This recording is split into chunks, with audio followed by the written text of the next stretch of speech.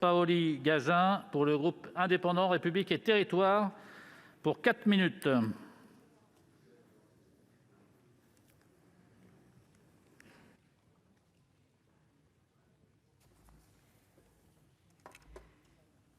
Monsieur le président, monsieur le garde des Sceaux, monsieur le ministre, madame la rapporteure, madame la vice-présidente, mes chers collègues, parce qu'elles touchent à l'intime et parce qu'elles ont de graves conséquences psychologiques, les infractions sexuelles hantent durablement, voire éternellement, la vie des victimes. Lorsque ces dernières sont des enfants, personnes vulnérables, les effets n'en sont que plus dévastateurs et c'est notre société tout entière qui s'en trouve fragilisée.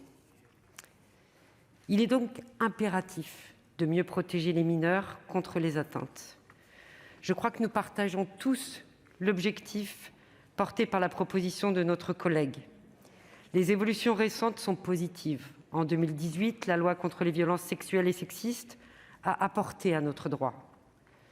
Malgré cela, et au-delà même des difficultés probatoires propres à ce type d'infraction, la protection des enfants demeure fragile et insuffisante.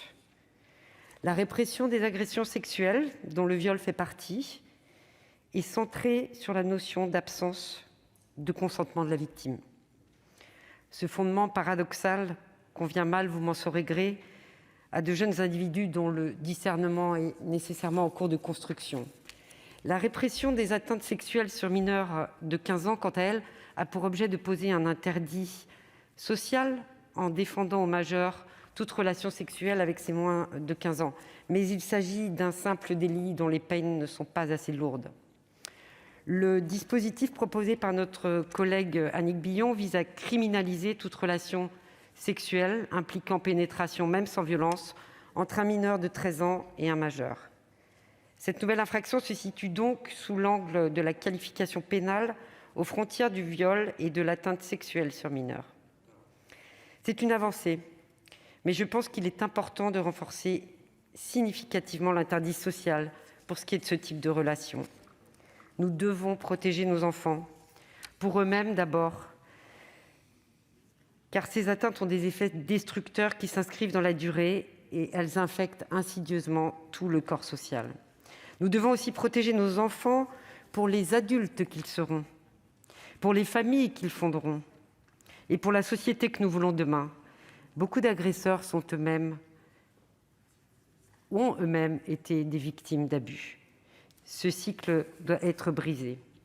À ce titre, notre groupe, les Indépendants, soutient le renforcement des sanctions. En toutes circonstances, les adultes doivent protéger les enfants.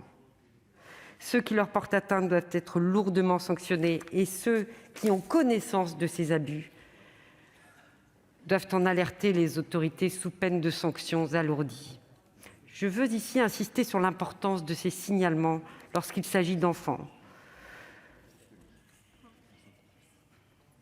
Beaucoup ne diront pas les abus qu'ils subissent, parce que même s'ils ressentent souvent, ils peuvent ne pas les concevoir comme des abus quand ils proviennent de personnes ayant autorité sur eux, parce qu'ils ne sont souvent pas à même tout simplement de nommer, et parce qu'ils se sentent trop souvent coupables de ce qui leur arrive, mais aussi parce qu'ils ne savent pas toujours s'ils doivent ou s'ils peuvent en parler. Il est de notre devoir, je pense, de désamorcer cette bombe à retardement et à déflagration. Dans ces affaires, l'omerta, c'est aussi le camp du mal. Elle doit cesser. C'est pourquoi je vous proposerai 2 amendements. Le premier, fixant le délai de prescription du délit de non-dénonciation à 20 ans après la majorité de la victime, et le second, renforçant conséquemment les peines encourues.